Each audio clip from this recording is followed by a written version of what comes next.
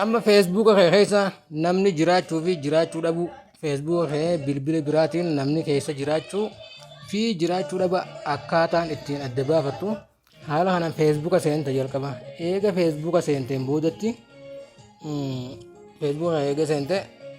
amma akkanatti uleelee sadeen tana tuyxa jechuudha isii sadeen tana tuyxa akkasi tuyxeemi as baafatte settingii tana tuyxa laalammaas settingii tana seenta settingii tana eega akkasi seenteen boodatti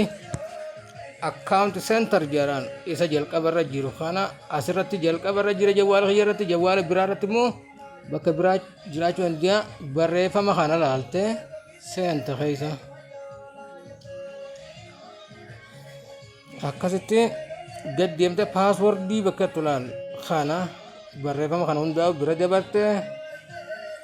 kuni piroofaayila feesbuukaati kana bira dabartaa kanaas bira dabartaa kanallee bira dabarte paasword and security kaje kana seenta saniin boodatti akkan loofte amma kuni paaswordii gaafata kunoo two factor authentication jaa kunoo save login jaa kanallee bira dabarta kana where you are login jaa where you are login jechuun bakka ati keessa ittiin seenta jechuun feesbuuka kee bakka tana jechuudha akkas tuuta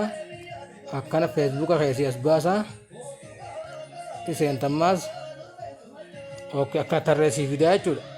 amma kuni LTP 10 ayja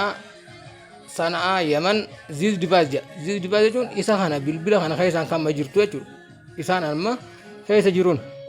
isaan tarree jiran kan gaji'uun tokko lama sadii sadeen kuni kaninan bilbila biraatti itti seene jechuudha akkanatti jira amma bilbila biraa sadii keessa jira jechuudha feesbuukni hiyyahuun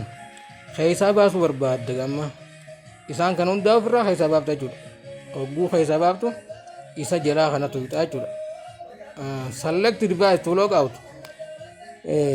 bilbila keessaa baasuu barbaaddu jechuudha feesbuuka kana bilbila isa keessaa baasuu barbaaddu tuqii jedhama filadhuu jedha akka seenta raayitii itti godha raayitii itti godhataa jechuudha amma kanaas keessaa baafta jechuudha amma aduraan itti dhiibta jechuudha isa kanaas raayitii goota kanaas raayitii goota guyyaa ati seente wajjin akkanatti disembarii 15 sa'aatii 11 fi onolaan daqiiqaa 35tti seentee ganama jechuudha saa 5tti kanaas akkasumatti guyyaa wajjin si kaayee jira jechuudha haala kanaan isa akkanatti raayitii si godhee jiru kana raayitii gootee jirtu kana keessaa baaftaa jechuudha sadeenuu eega kan raayitii goote kana tuyxaa jechuudha log out jettaan akkasitti keessaa baafte isaan bilbila kanaan keessa jiru kana qofteetu hafee jechuudha laal haala kanaan feesbuuka kee bilbila biraa keessatti namni keessaan jiraachuu fi atis bilbila biraa galchuu haala kanaan adda hubattee keessaa baaftaati akkas viidiyoo tana sirriitti of eeggannaadhaan hordofuudhaan feesbuuka kee kan namni bilbila biraatti itti seenee jiru haa ta'u ati bilbila biraatiin itti seentee jirtu haa taatu keessaa baasuu dandeessaa jechuudha.